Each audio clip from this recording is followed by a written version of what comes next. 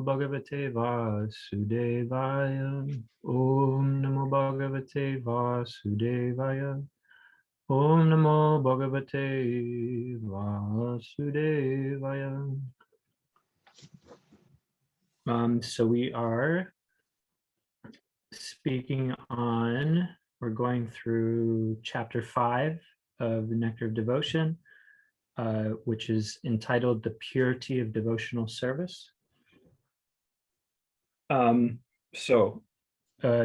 first paragraph, actually the first sentence, Srila Prabhupada makes a summary. He says that in that sentence, he's summarizing what, in a broad way, what everything that Rupa Goswami had described so far in the Nectar of Devotion. And essentially, and this is actually also in the beginning of the Nectar of Devotion, Rupa Goswami, he gives this definition of what is pure devotional service. So pure devotional service is performing service for Krishna, being devoid of the desire for any material enjoyment or for the desire for liberation. So pure devotion, actually Prabhupada says here that to be eligible to perform pure devotional service, one, we have to be free from the desire for material enjoyment and the desire for liberation.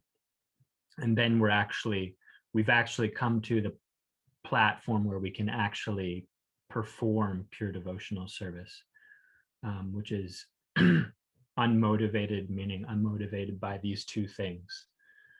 Basically, those two things, those are the categories that they encompass everything in terms of desire separate from pure devotional service. So desire for material enjoyment, and then if you go into material enjoyment, there's unlimited varieties of things that the living entity can do for material enjoyment, and then also the desire for liberation.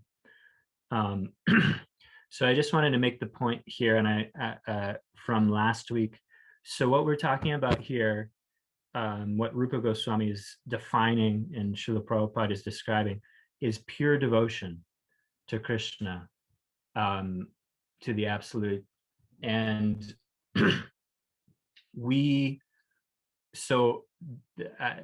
stage that we're at, most of us, is that we're not on the stage of pure devotion. However, there are many stages leading up to the practice of pure devotion. So we're discussing this and we're trying to understand this with the view that this is the goal. We're trying to understand, okay, what is the goal? And then when we understand what is the ultimate goal, then we can understand, how can I get there? What are the steps to make, the stages to make? So this is pure devotion, but there are other levels of devotion that are not pure, but it's still devotion to Krishna. It's still devotional service, and it's elevating. It will, and if we understand what is the proper goal, then eventually we can elevate. We can be elevated through the practice of devotion. We can be elevated to the platform of pure devotion, because nobody. Krishna, he describes this in the Bhagavad Gita, that there's 4 types of people who come to him or who come to the practice of devotional service, and all of them are motivated. Motivated by some either material motivation or desire for liberation, desire to get free from suffering. So when we come to devotional service, there is some motivation. It's not pure devotion, generally speaking. So just to make this point, that it's okay that it's okay that we're not there. But we also, what we're trying to do here is to understand the goal so that we don't become confused like that our level of devotion, no, this is the highest. Actually, no, we have come so far, but we have further to go. So this is I just wanted to point that out, because this Nectar of Devotion is focusing mainly on pure devotional service and understanding that. And so what we're trying to understand here is the goal and how to attain it through the practice of devotional service also. Does that, because this is a summary of everything that's been said so far, do you have any thoughts or questions on that before we move into this chapter? No. Okay. So then we're continuing on. So the first thing, in terms of the purity of devotional service, the first point that Prabhupada brings out is that there's no limitation. There's no limitation, or to devotional service, in terms of no limitation who can practice it, where it can be done, when it can be done. There's no time, place, or circumstance where devotional service cannot be practiced. So at any moment in time, the living entity can make a choice to practice devotional service. And there's no circumstance. You can be, you can be in the juice truck making a juice, and you can practice devotional service in that situation. Or I can be out in the field, cultivating some vegetables, and I can practice devotional service. Or you can be teaching somebody at school and you can practice devotional service. There's no situation, there's no time, there's no circumstance where we can't practice devotional service.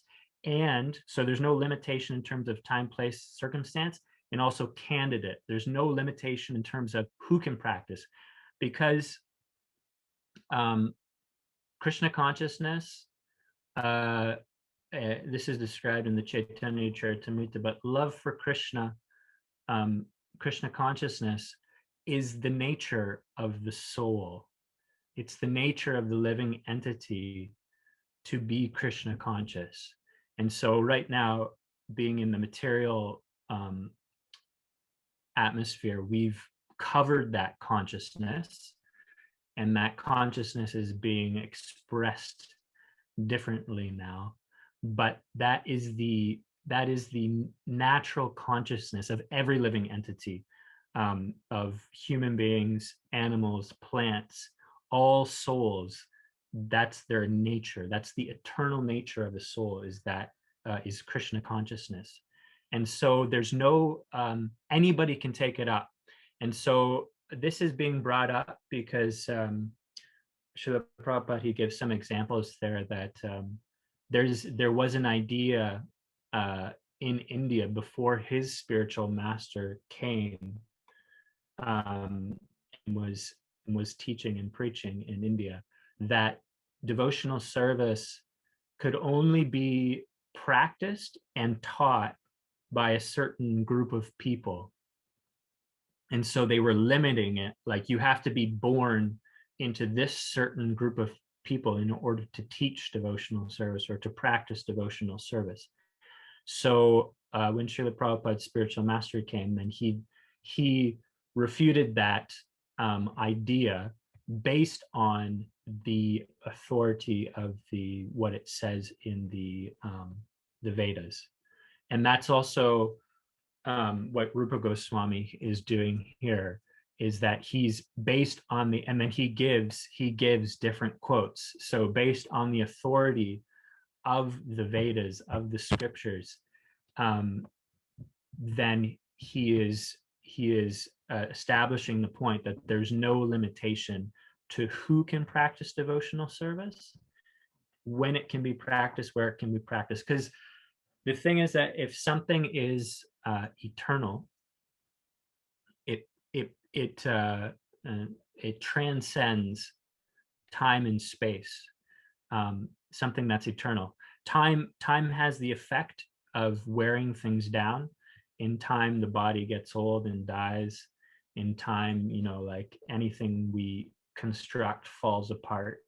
Even according to the Vedas, in time, the material universe comes to an end in time. And it's mentioned in the present age we live in Kali Yuga, things wear down in time, and the earth becomes less productive. There's just things become less productive. And so, but the nature of devotional service, it's beyond time. It's beyond time. It's eternal. Eternal means beyond time. Eternal means that it's not affected by the influence of time. And so this is the nature of devotional service, is that it is at any time, any place, it's relevant, because, and this point's brought out in the Bhagavad Gita, it's relevant because the soul is always there, the living entity. Krishna says in the beginning of the Bhagavad Gita that never was there a time where I didn't exist. There's never a time you didn't exist, nor anybody else here. The soul exists eternally. That's in the second chapter of the Bhagavad Gita. Really, there's a section there that describes that in great detail about the nature of the soul being eternal. And so the soul is eternal, and Krishna says there that I'm eternal, so God is eternal, and there's also an eternal relationship between the soul and God. And Srila Prabhupada says in this section here that we should always remember that we are part and parcel of Krishna, and as a part of Krishna, our part is that we're meant to serve the whole, just like the Isa Upanishad, the example was given, how the hand is meant to serve the whole body, and then everything becomes satisfied. So that's our eternal, we're eternal, Krishna's eternal, and there's an eternal relationship between the living entity and God. And so that can be, because it's eternal, it's like right now, right here, right now, as we're sitting here, the soul is there, Krishna is there, there's an eternal relationship. And so right here, right now, in this moment, we can actually act. So we can be in knowledge. This is another point, is that, yes, we can have knowledge. Okay, the soul is here, Krishna is there, and we have an eternal relationship. So that's the knowledge aspect of it. But the devotional service aspect is that we actually have to apply that knowledge. So it's like, yes, I'm a soul, Krishna is there, and we have an eternal relationship, but we have to actually do something to express that relationship. So that's devotional service, and that's going to be coming up later in the Nectar of Devotion, is how to actually express that relationship between ourselves and Krishna. What are the activities? What are the things that we can do to express that relationship? So this is one of the aspects of devotional service, is that it's applicable at any time, place, and circumstance. There's no situation where it can't be applied. There's no limitation to it, and also there's no material cause. It's just like the scientists, they say that at a certain there's theories that at a certain combination of matter, then consciousness arises. When the chemicals mixed just right, then consciousness came. So actually, most of our education now, and most of our kind of like, I don't know, thinking Western culture, is based on this idea that spirit or consciousness, awareness, comes from matter. It comes from, but actually in the Vedic conception, it's the other way around, is that matter actually comes from consciousness, or comes from spirit. Spirit comes first, and matter follows that. So in a similar way, devotional service, there's no material cause. There's no there's nothing we can do. There's no activities that we can do. Like if we do, say we give enough charity to the Vancouver General Hospitals or something like that. Like say we give like $10 million to the Vancouver General Hospital, even though it's materially, it may be a good thing, it's not going to bring us to the point of performing devotional service. There's no material activity that we can do that will give birth, we can say, to devotional service. Devotional service is transcendental. It has it doesn't have any material cause. It has a spiritual cause. So it has no limitation, and it has no material cause, no material limitation, and no material cause. So this is in this one section here that Srila Prabhupada he's bringing out, and then Rupa Goswami is giving different verses from the scriptures to support this idea. And so is there any questions on that? Any thoughts on that? This is one of the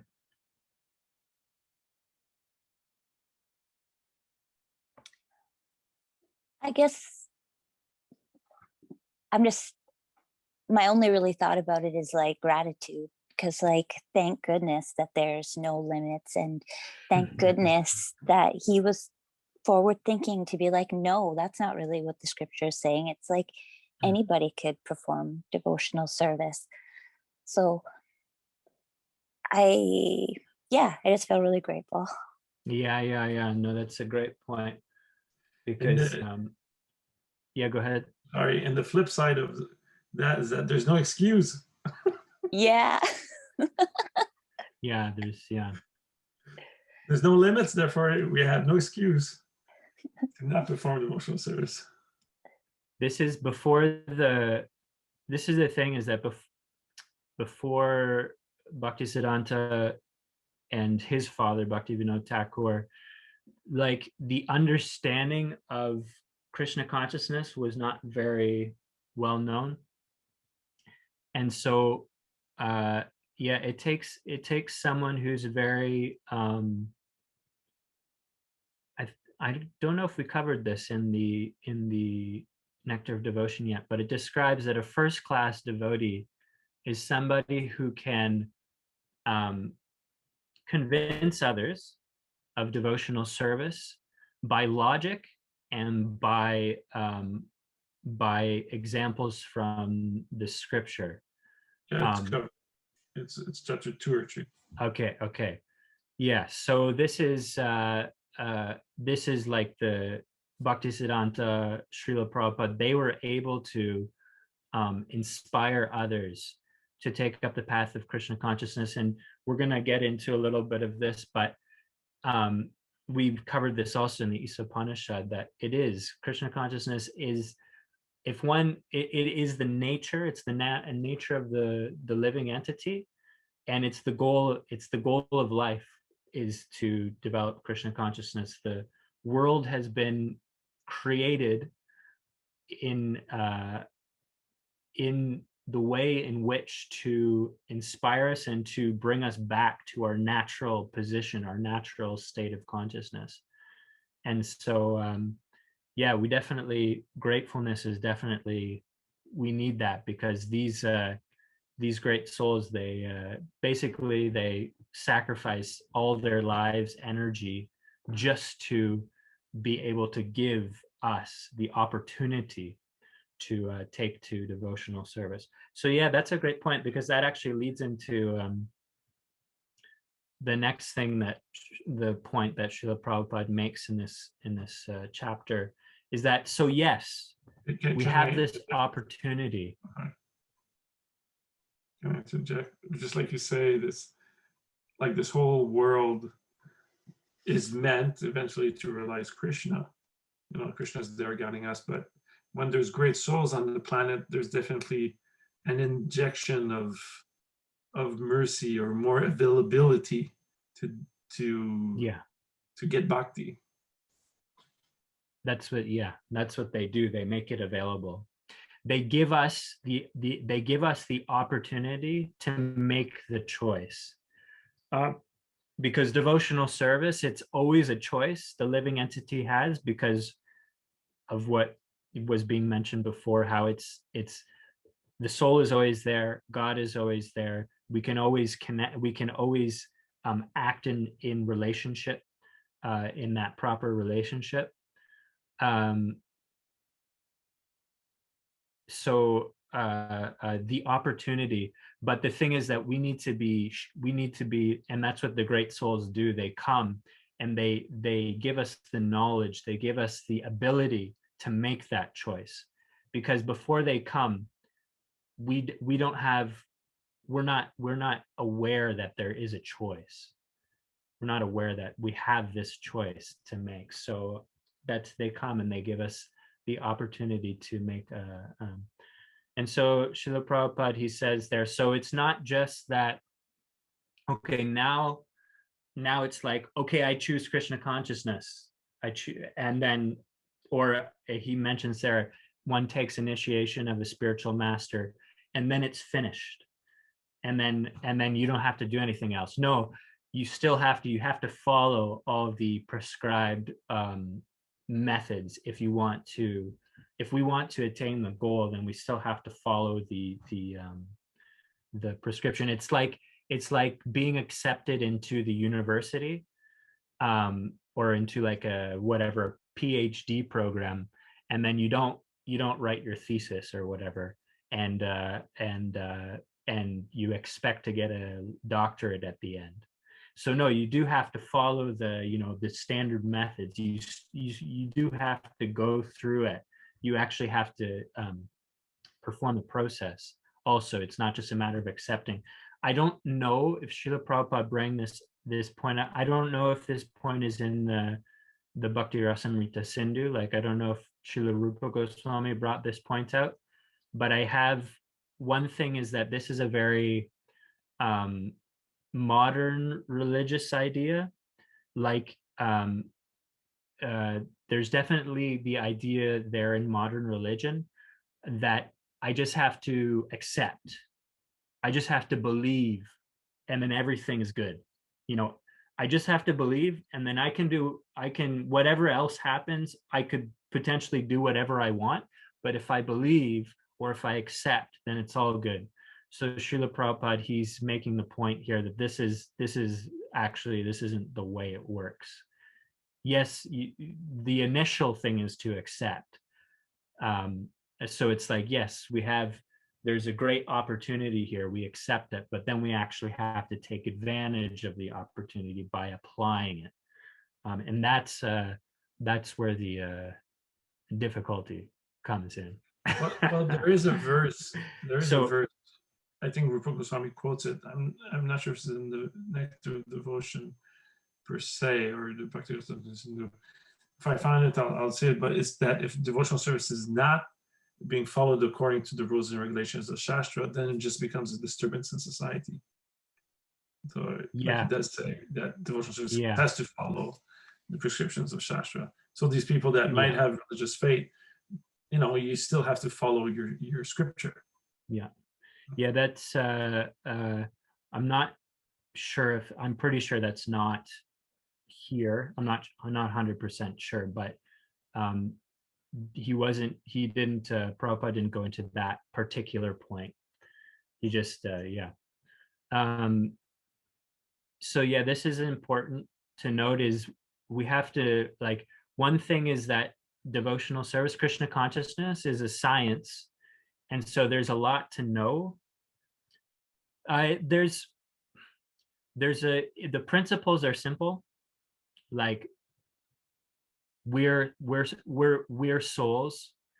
We have and there's God, and there's an eternal relationship that we're the servant and God's the served, and the goal of life is to develop that relationship to the point of pure love of God, and the main method of doing that is by chanting Hare Krishna, specifically in this day and age. So that's like Krishna consciousness, those basic things, those basic principles. But then when you get into the details, then there's a great science behind it, and there's a lot in the details. So one could theoretically, one could know those simple things and could perfect one's life just by knowing those things. But Srila Rupa Goswami here in the Nectar of Devotion, he's taking those principles and he's elaborating in terms of and he's teaching us how to apply that knowledge so that the soul and God have a relationship, and how to apply that knowledge. What's the how to act in that relationship, how to what are the details of that relationship and the activity of that relationship. So moving on to the next point. Oh yeah, okay. Yes, so far what we've covered is that Srila Prabhupada is making the point that devotional service, because it's on the spiritual platform, there's no limitation. It can be practiced by anyone in any time, place, and circumstance. And then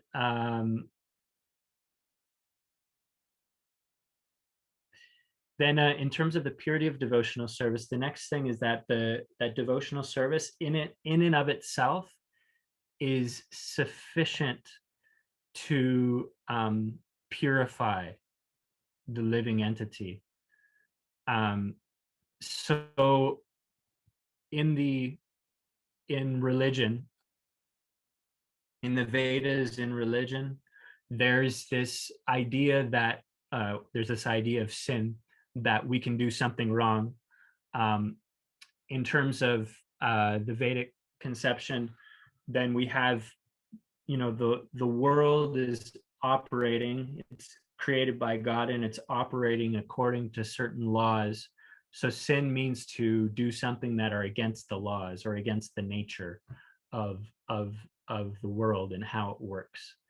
And so when one does that, when Srila Rupa Goswami, he describes in the first chapter, that the result of sin, which is suffering. So when we do something against the laws of, I guess the example Prabhupada gives sometimes is that when you do something against the laws of the state, you get punished. You may end up in prison. So similarly, when we do something against the laws of nature, then we get some reaction for that, and that reaction comes in the form of suffering.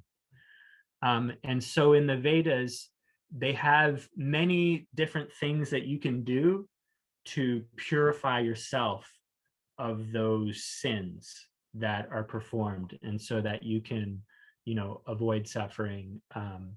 So the point that is being brought out here is that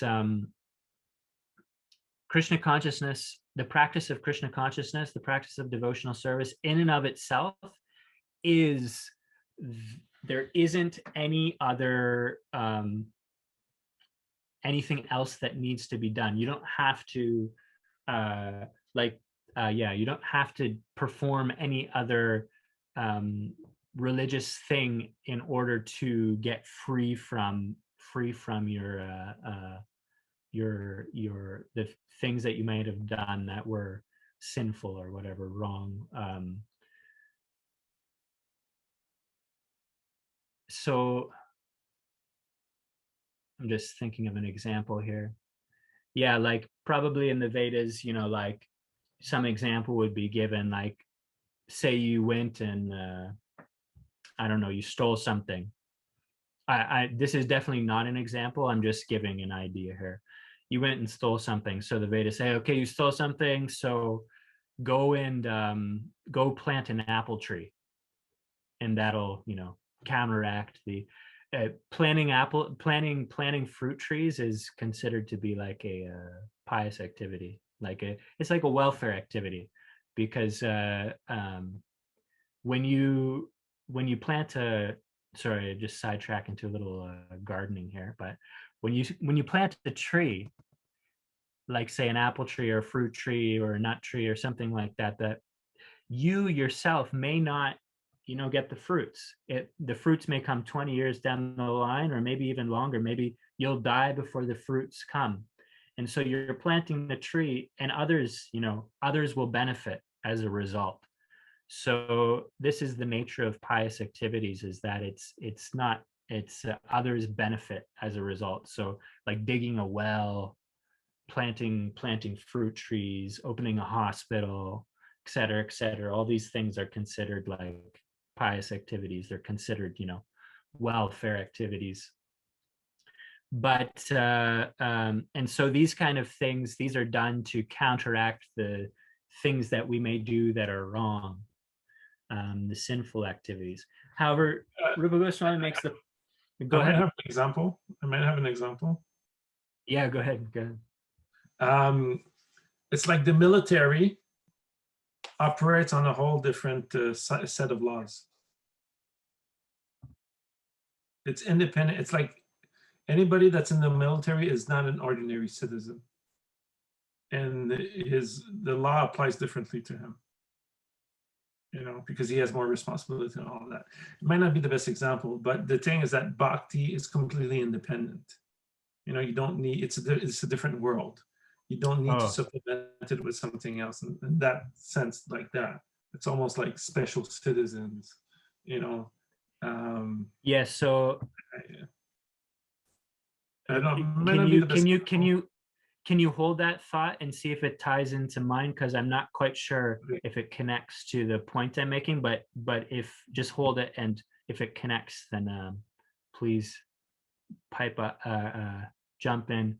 I guess, yeah, the point I was making is, as I understand what Prabhupada's saying here, is that devotional service, if one performs some sinful activity, something wrong, then generally speaking, it would be, you should go to the make a confession, or do some activity like this. But devotional service in and of itself is enough to purify whatever sinful activity may have been done.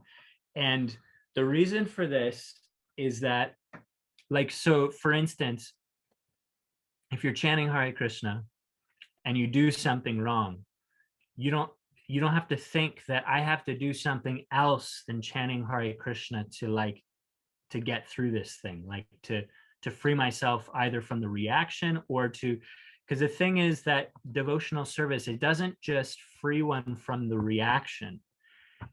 Rupa Goswami brings us out in the first chapter that devotional service actually, it purifies the consciousness. So he gives the example of how an elephant will go and bathe and then come out onto the bank and throw dirt back on itself, or somebody goes to jail. And this is very applicable, because our current the prison system that we have in North America, it's very much, it's punitive. It's just, people go there, okay, you go here, you suffer for a certain amount of time, and then they let you out. But nothing, basically, not necessarily, but nothing necessarily has changed in their consciousness. And so those people, they'll come out, and because nothing's different in the consciousness, the desire to do those things is still there in the heart. So this is what devotional service does, is it actually purifies the heart, it purifies the consciousness of the desire to do sinful activities. So this is the problem with all other forms of elevation, is that like it's brought out here, karma. There's the Vedas got this whole elaborate process of karma, how you can enjoy in the world, but do it in a way that you don't get negative reaction, or jnana, how you can renounce, develop knowledge, renounce the world. But the thing that these processes don't do, that Krishna consciousness does, is the desire for enjoyment. Krishna consciousness removes that desire for enjoyment, and not the desire for enjoyment, but the desire to enjoy separately from Krishna. So that's why, that's what the material world is created for. That's why Krishna creates it, is because we've developed this desire to try to enjoy, to be the central point of enjoyment, or to enjoy separately from Krishna.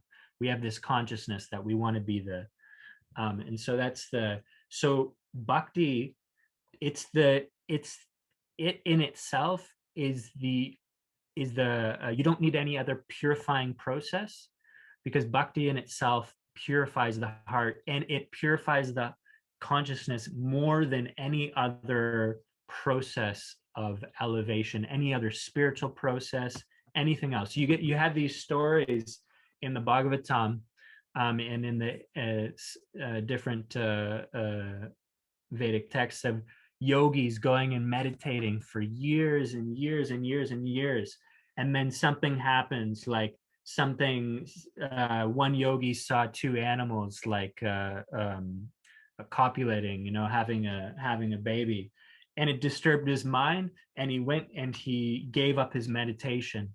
So the point that, and there's numerous stories like that, so the point that's being made is that even though they're going through these great endeavor, meditation, these spiritual processes, still in the heart is this desire to enjoy, for material enjoyment, to enjoy separately from Krishna. So even the jnana process, one gets liberated from the material world, but still this desire to enjoy for material enjoyment is there in the heart. So bhakti not only does it get rid of the reactions of sins, which some of these other processes, they have things for that, but it also gets rid of the desire to enjoy. So you can get rid of the reaction of something, like for instance, say you're in business, and you do some under the counter business deal, and you steal a whole bunch of money, whatever, something not legal. And so then you got to go to court, you're going to go to jail, but you pay off you somehow you pay your way out, you don't go to jail, but still the desire to do those things is in the heart. So then you end up doing them again, you end up in the same situation again. So this is like the other processes of elevation, karma and gyan. It's like you can kind of avoid the suffering, but still that desire to do these things is there. So Krishna consciousness actually purifies the heart of these desire for the desires that are bringing us to the to be suffering in this, to suffering conditions in the world. So yes, this is another point that is being brought out here in this chapter, is that devotional service is purifying. It's purifying. It's pure also in the sense that there's nothing else that needs to be done. There's also, Prabhupada mentioned in there, so that's in terms of sinful reaction. Also in terms of he makes the point, when we are born into this world, we're indebted to so many different people. We're indebted to our whatever family we're born into. We're indebted to the great sages for giving the knowledge that we utilize and that improves our lives. We're indebted to people in general. And we can see, like, we're born into, for instance, I know it's not, I think, I don't know, maybe it's just maybe it's just myself, but I have a tendency to complain about my situation. So like, for instance, being born in the current situation, like in a big city or something, I don't know, I don't like big cities that much. So if I was in a big city, I'd probably complain quite a bit. But the thing is, like, if we think about it, being born in, say, North America, it's actually a fairly comfortable situation. Like, we have the ability to sit here, and discuss, philosophy, spiritual subject matter, try to whereas somebody may be born into, like, say, a war-torn country. They can't just sit around on a Friday night and discuss things like this. They're constantly in a situation where it's constantly like emergency or whatever. So and the reason for that is because there's a lot of people before us that did a lot of work to put all of this into place so that we are now experiencing what we're experiencing. So we're indebted. When we're born, we're indebted to so many different things when we're born. But the point is made that all those debts are paid for when one takes the Krishna consciousness. Because the thing is, the whole point of the material world, the whole point of all the scriptures, the whole point of all these different activities that are recommended in the Vedas, the whole point is to develop Krishna consciousness. This is the such essential point. This Krishna says in the Bhagavad Gita, he says it in numerous places, that the goal, he says, I am the goal of the Vedas. That he says in the second chapter, that for one who knows that all the purposes that can be served by a small reservoir of water can be served by a big, like a large reservoir. So similarly, one who knows the purpose behind the Vedas, all other purposes are served. So the reason that all of these other things, like it's mentioned here that, there's different things that we're supposed to do to pay our debt to our forefathers, to our society in general, to the sages who have given us knowledge, to the, our teachers, et cetera, et cetera. There's different recommended things to do to pay those debts. But the thing is, the ultimate goal of all of that, all of this activity, is actually to come to the point of Krishna consciousness, of developing Krishna consciousness. And so when we take to the process of Krishna consciousness directly, then all of those other purposes are served. And to the degree, so this is the point that's being made, is that if we could just 100%, engage ourselves in devotional service, then we could forget about everything else and all other things would be served. However, generally speaking, most of us don't have the ability to do that. And so we should actually take consideration of trying to do all the other things we're doing in as proper a way as possible, but to do it in a consciousness of Krishna. So this is another point that's being made, and the last point I want to bring out here is that in terms of also the purity of devotional service, we have to remember that devotional service is about a relationship with Krishna. And so when we take to the process of devotional service, what we're actually doing, we're accepting that, okay, the goal of life is to develop a relationship with Krishna, to develop a loving relationship, develop, yes, but awaken that loving relationship that's there, to awaken that love for Krishna that's in the heart. And so when we do that, we enter into dealing with Krishna as a person, dealing with Krishna personally.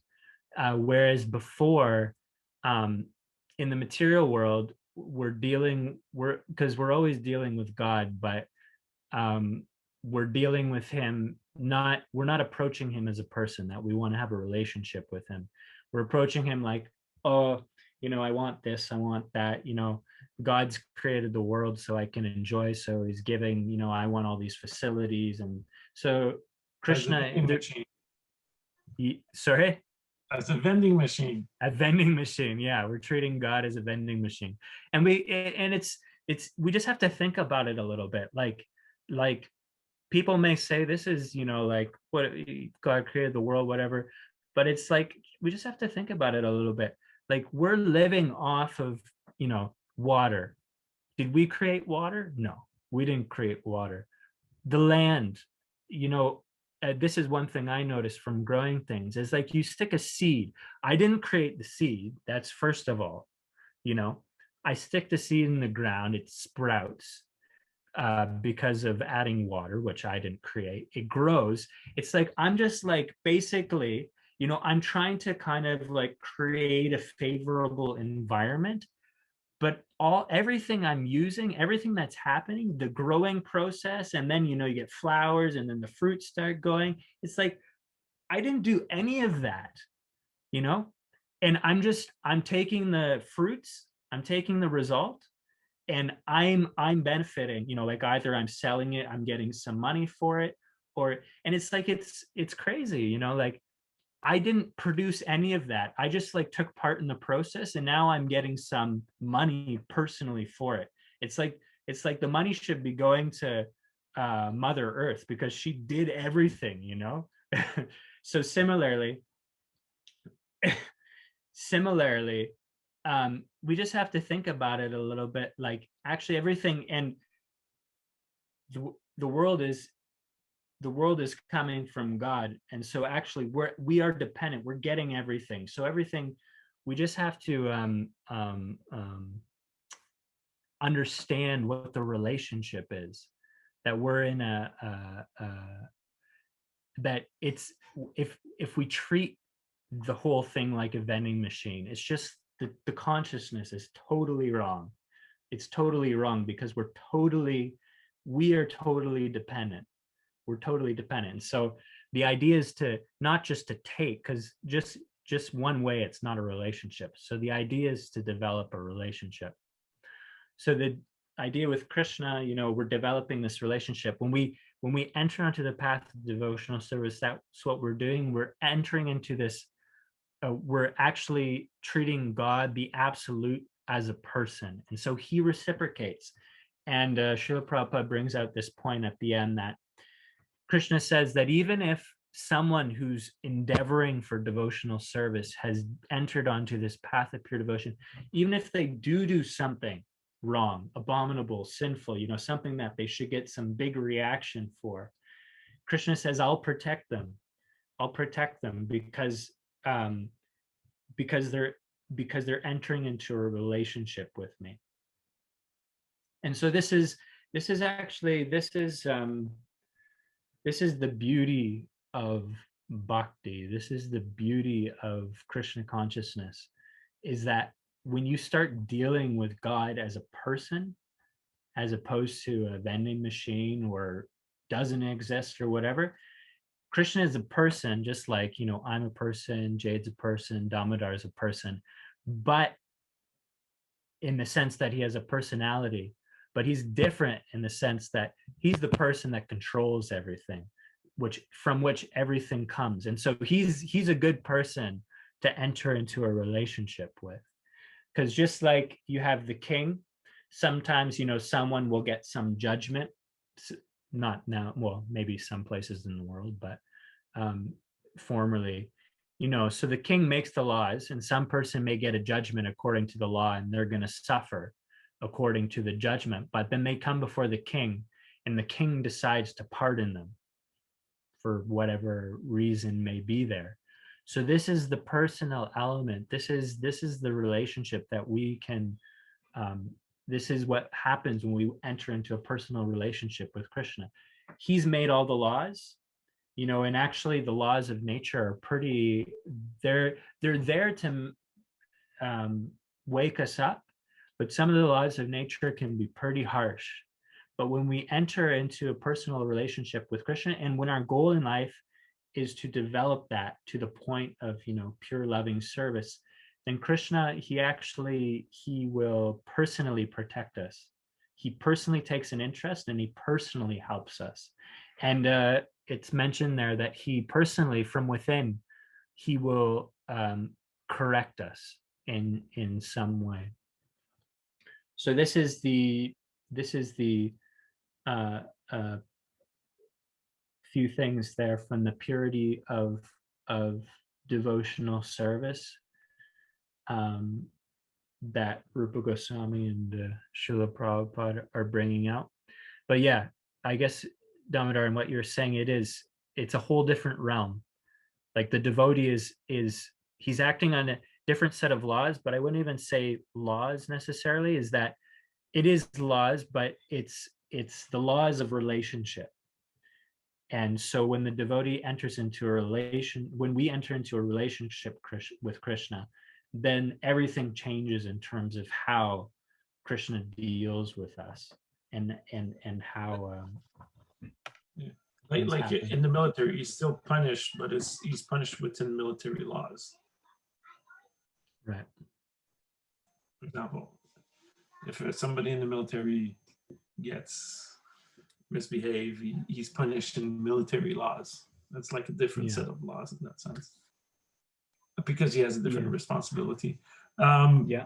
I do have a question. Is it time for a question? Sure. Okay. But before that, Jay, do you have any question?